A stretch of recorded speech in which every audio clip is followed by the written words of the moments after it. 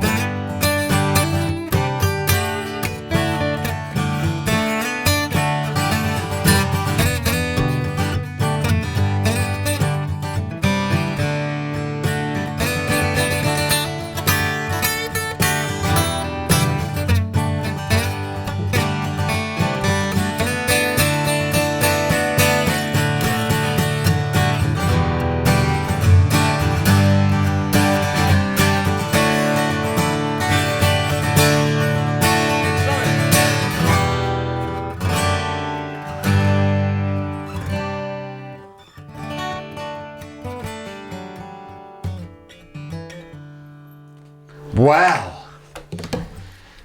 Oh, I like your nice Beautiful little triplet guitars. on the end. Like on the So, drums. welcome. Welcome to Acoustic Paradiso. Where the shirts are loud and the guitars are louder. Actually, I'm not sure. I think the guitars are loud and the shirts are louder. Yeah, I think the shirts are definitely louder than Now, anything else. there is a general perception, consensus, myth that old acoustic guitars are better than new acoustic guitars, right? Acoustic guitars get better with age. That's the general thinking. Yeah, yeah. So now, tough to do those kind of comparisons in a completely fair way, unless you can sort of try and get something that is literally identically made, but 30 or 40 years old to something. But we've done the best that we can. We've done the best that we can. Right? Yeah. So, for my 21st birthday, this the other day, no, for a birthday, a significant birthday that I had, actually a few years ago now, I went and I wanted to buy a guitar from the year of my birth. And because the year of my birth is in the 70s... 1988. Yeah, 1990. Because the year of my birth is in the 70s and was generally, you know, that was the decade that I think most guitar manufacturers were struggling to cope with this explosion of popularity in guitars. Yeah. And, you know, it's demands and generally accepted that it was not a great time for brands like Fender and Gibson and stuff like that. But Martin seemed to be, they had the same kind of, I guess, growth problems, but I think they it's generally accepted that their guitars were okay for most of the 70s. So this is a 1972 D35. D35. What makes it a D35?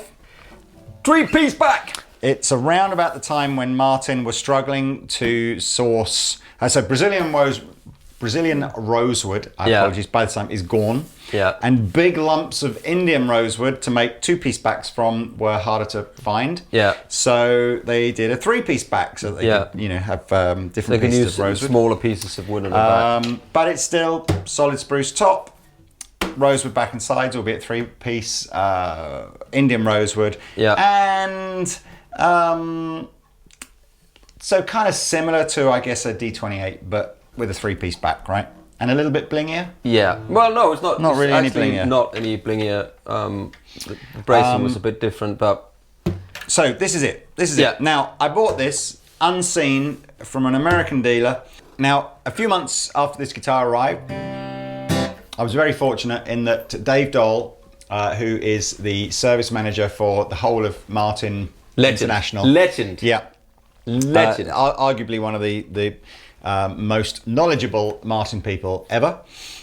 was in the UK doing a tour of some stores, and I met him, and he played my Martin guitar, and he strummed it, and he went, "Got some bad news for you. That is knackered." So I was like, "Oh man, what do you mean?" He's like, "Look, the bracing has started to come unglued. Neck probably needs a reset." So I was a bit like, because I'd spent quite a lot of money on this. But he's like, no, you don't understand. It's like your guitar's 40 years old. It's like it doesn't have a truss rod, does it? So it has to have a neck reset, have to be taken off. Well, it doesn't have an adjustable truss rod. That's it. That's right. Yeah. So he's like, "Don't worry. It's like this is what I do all day long." Yeah. It's like you take the top off, you give it, like you would do if you had any musical instrument that was 40 years old and had never had a service. So anyway, I sent it back to America. They fixed it. Took a few months to come back. They were very, very kind. They didn't charge me for it. I think he said had they been charging that, it would have been about $1,000 worth of repairs. So it was. But it needs to be hydrated. I think remember it needed to be rehydrated or something. He was totally right. When it came back, it sounded massively better than before I'd given it to him. But it was an interesting experience of you buy something unseen. And I bought this from a reputable vintage guitar dealer in New York or something like that. Okay. I was recommended it by someone I knew and trusted. So it was like, hey, there's no guarantee when you buy this stuff that you're going to get good stuff. Yeah. So the cost, so this is my guitar, and this roughly-ish, before the repairs, cost me kind of similar to money to what... the new D35 reimagined, or HD35. Yes. So and that's why we kind of picked the HD35, because it's kind of similar money you could buy one of these for. So the HD, normally it's a D35, but the HD you get a little bit, you get the appointment is a bit different, so you get the herringbone inlays, but essentially it's the same guitar. Yeah.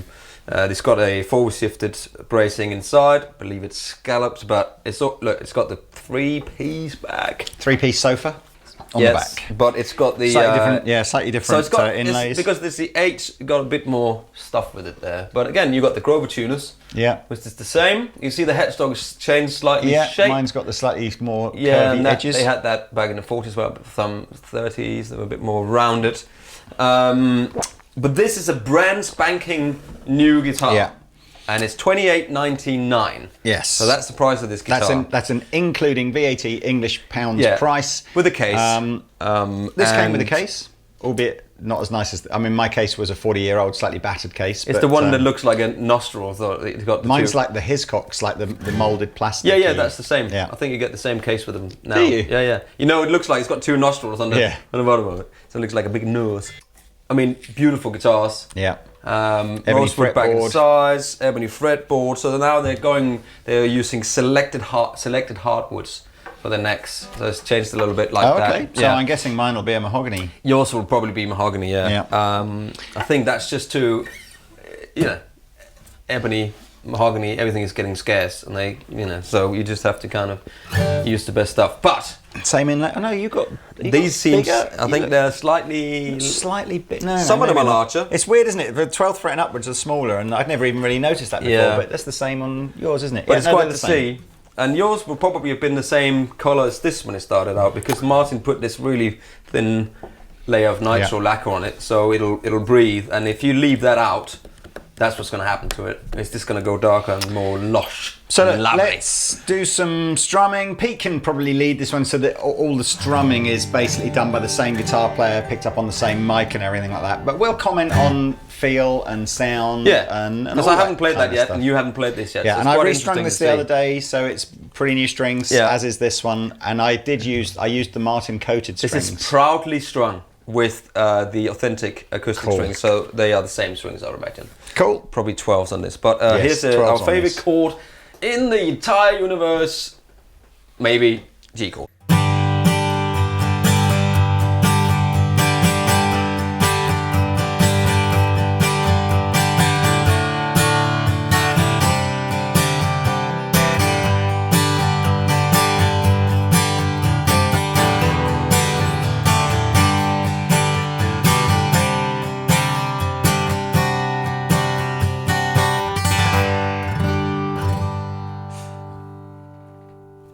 Great sound. You just cannot beat it, man. And this is what I was trying to explain in another video we did where we did a Sigma. We had some cheaper copies of and it's these, kind of, you just, that whole... Anyway, so here we go.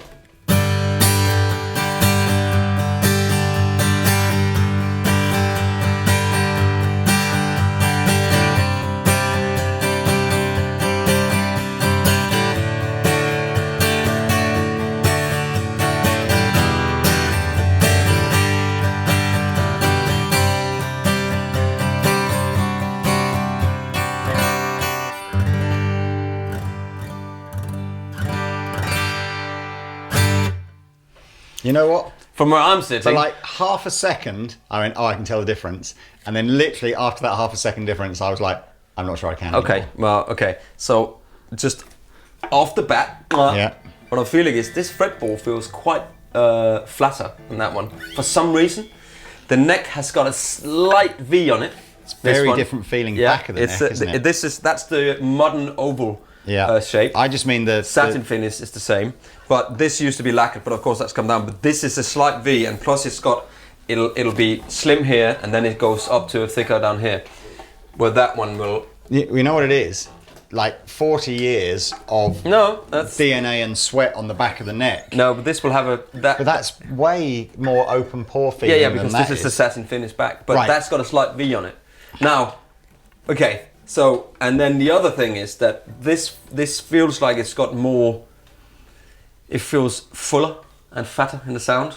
From where I'm sitting, you have to remember, actually if you want to record a guitar properly, hear it like we hear it, you have to put microphones up here. You have to have this helmet on with two mics facing down, because that's what you hear. You hear what's in front, but I'm hearing this, right? So from where I'm sitting, it sounds different from where you're sitting. I think I'm going to blindfold you as well. Not blindfold. I'm just going to ask you to shut your eyes while I play, and you go, I think this one's this one. And whatever. Okay. That's fine. That's really cool. If I play it, I can tell the difference, because that's got a slight V on it, and I think this might have got a ever so slight V on it, but it's more like. But like you say, this one has obviously had a lacquered neck at the beginning, and that is a satin finish neck, so it's really easy to tell which is which if you're playing. Play. Okay, but you know, because I played now. Now you play, and you tell me what you feel.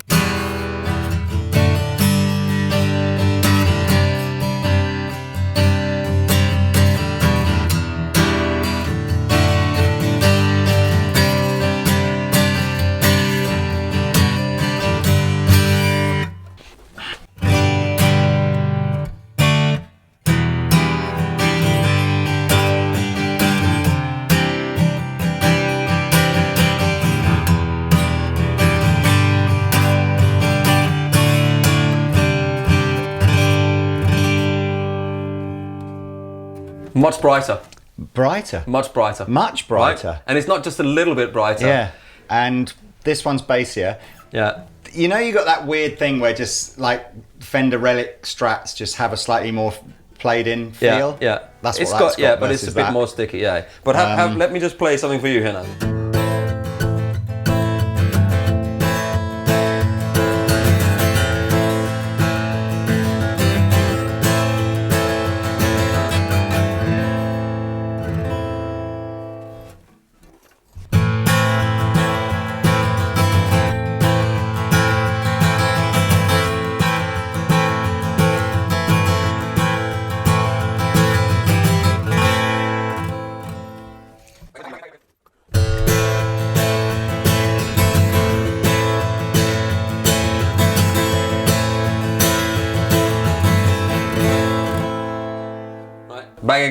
Back again. You can definitely tell.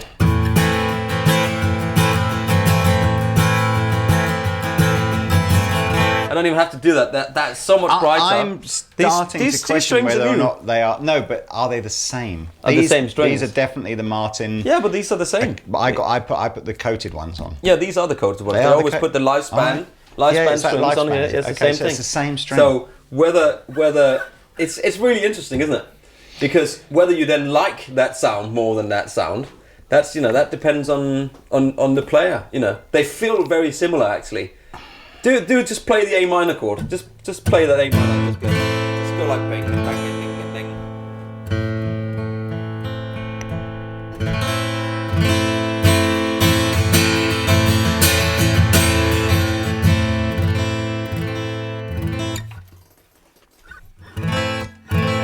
they sound radically different, don't Yeah. they?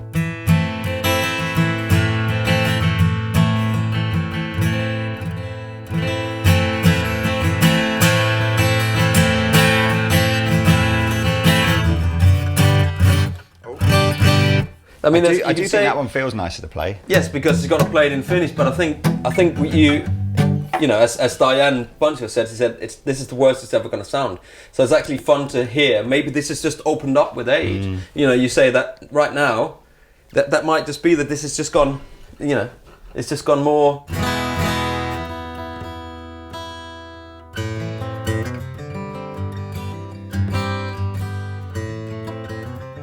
Can I just, you'll have to, can we have one of those stands? Sorry. Oh, where's are they hanging out? They're hanging just on the door there. Let's get the caps and Okay, mask. let's get the mask out. So, Okay, let's do this. Let's do this. I find it impossible. If I know what's being played, Yeah. then my brain hears what I want it to hear. Yeah. If I don't know what's being played, Yeah, okay. Put the thing on. I bet you will tell a difference. You oh can no, tell. but it's not so much. But it's which one do I prefer? Because I think I think I'll tell the difference. Okay. Okay. So.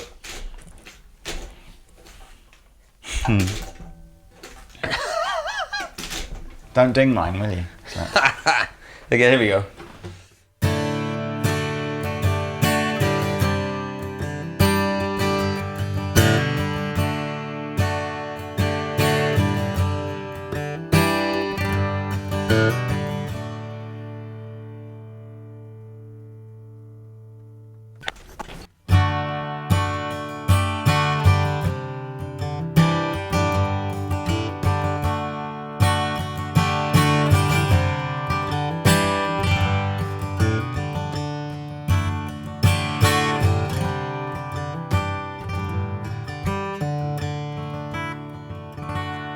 Well, to me, they sound even more different with the blindfold on, and I like the first one better. Okay. So which one was which? That way. Oh, No. Which one was which? Which one do you think from listening before, remembering before? Would you think the first one was? I think the first one is the older, is my one, and I think the second one is the HD. And you're very, very correct. There Yeah. you go. But it's Because they're so radically different. yeah. But there's an element of, I suppose I'm used to this one, and so perhaps I've grown to like the sound.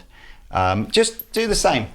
But just as I said, it's not so much can you tell them apart. It's almost just like Which one do you prefer? And if I let some of those chords ring, and you can really hear all the sort of overtones of which one it is. Anyway, I'm not going to play anything fancy, so I've just played chords. I'll play with the plectrum.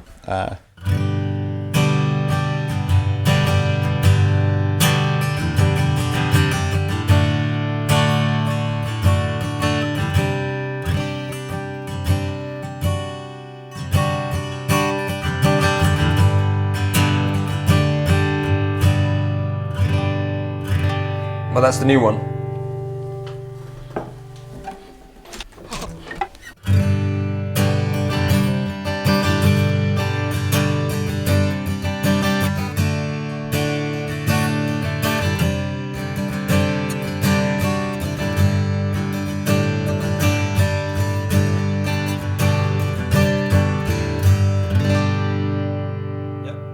That's the old one. And do you have a preference? Assuming you're correct. Well, can I take my blindfold off? Because No, you got to have a preference before you take the blindfold preference. off. Well, the second one probably a bit, I like the mellowness because you can kind of, if you record that, you know, I'm looking forward to listening back to it how it records, because there is a thing that you can get from the mellow guitar. Maybe it's better for fingerpicking or whatever, but I think it's almost like you put Alexia strings on yours, or you know what I mean, but it's not. So, and I don't really like too bright guitars. I don't like them when they're too bright, especially not for recording, but it's difficult. Maybe in this instance I prefer yours. Well, you can take the blindfold off now. You were totally right anyway. So yeah, the first one was the newer one. Yeah. It is unusual, isn't it? Because it's not... There's an element of like, again, I think the general opinion as the guitar gets older is it's supposed to sort of somehow opens up. Well, but become almost bassier and louder and all Yep. that kind of stuff. And that's almost like the reverse seems to be happening on this. You know, it's like this one is definitely a bit bassier. Yeah. But this one seems to have a more in the sustain. It's almost just, there is that thing of like, is it just the timbers are kind of just like resonating more openly than on a new one? You know, if you look at the grain on this guitar here, they're very tightly grained here, a little bit high out here. When you look at yours, it's very. You see, it's much wider on that spruce, and apparently that's supposed to be more flexible. You know, the top could be a slightly thinner one on that one. Who knows, man? Yeah, I mean, every time I take my OM20 out V, because I keep it in the thing right next to my bed, and that's where it is. So, and when I open it up and I play, every time I play it, it's just better. It just sounds better every time I take it out and I sniff it. It's because of the nitro and all that stuff. I love it. You know? And how old's your guitar now? I got that in. Oh, that's a long story, but I got one first, which we lost in. It was sat in a container for 2 weeks on a runway in the heat, and it went back to Martin, and then they gave me another one. Right. But it was about 2009, 8, 9. So not really old then, like 10 years old. Yeah, 10 years old. But I mean, it just sounds absolutely amazing. Yeah. It really, and it sounds better every time I play it. Well, I think that the conclusion, if there is a conclusion, is that given that is only going to get better as it gets older. Yeah. There's not a massive upside. I mean, I think for me, they feel it's almost very like similar. I think apart from that, yours has been a bit slightly lacquered. Then the feel of them are really. It's almost really like similar. I think there would be a sentimental reason to go and buy an old one if you can find one from like the year of your birth or some other sentimental. And of you course, might end up spending another grand. Oh yeah, on of course I did. So actually, this ended up being quite a lot more expensive than that after I did the repair. And I don't know, but perhaps again, if someone from Martin watches this, they could, would you expect like 99% of 40 and 50-year-old Martin guitars to need that kind of level of servicing, or was I unlucky and maybe hardly any need that kind of level? Yes, of but servicing? you want the stuff with the truss rod where you can go put the thing in and let's tighten it a bit or loosen it a bit if the neck is a little bit like this, because they are. And instead of taking it into a guy every time, you've accidentally put it next to the radiator, or you left the window open and it's been sitting next to that, and the neck's gone, and then you're like, oh no, I have to take it into a guy to pay him £100 to get the neck reset again or whatever. Sometimes they have to take the neck off. So they take this out here. Yeah.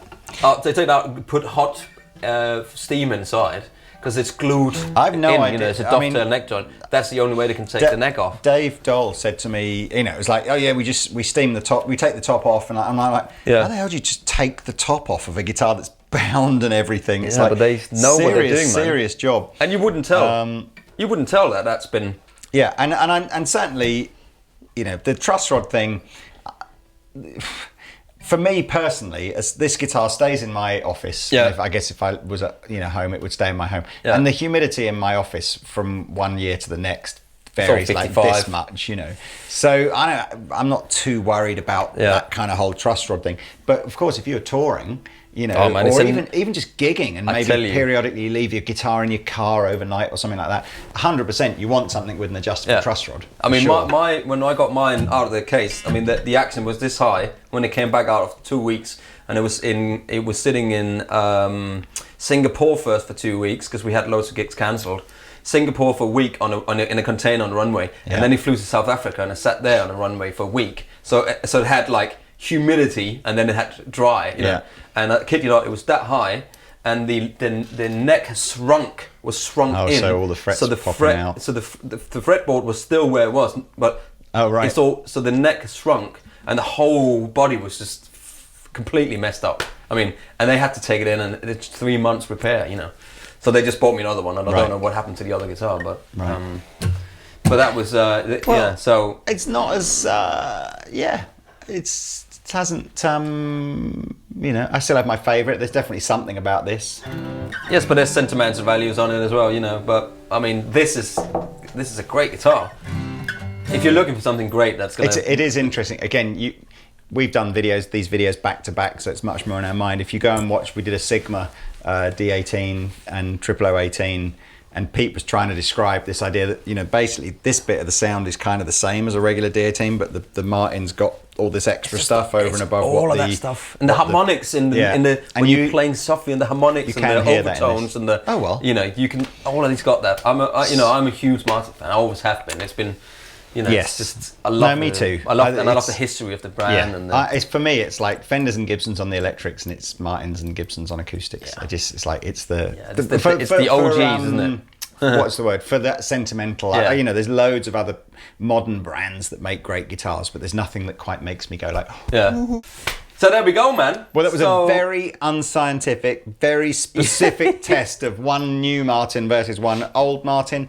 But there we go. It was interesting. You play that one out, I'll play the other one out. Okay. And anyway, just basically they're great. Okay. So anyway, there you go. we are off to do something different and maybe buy some more crazy shirts. See you later.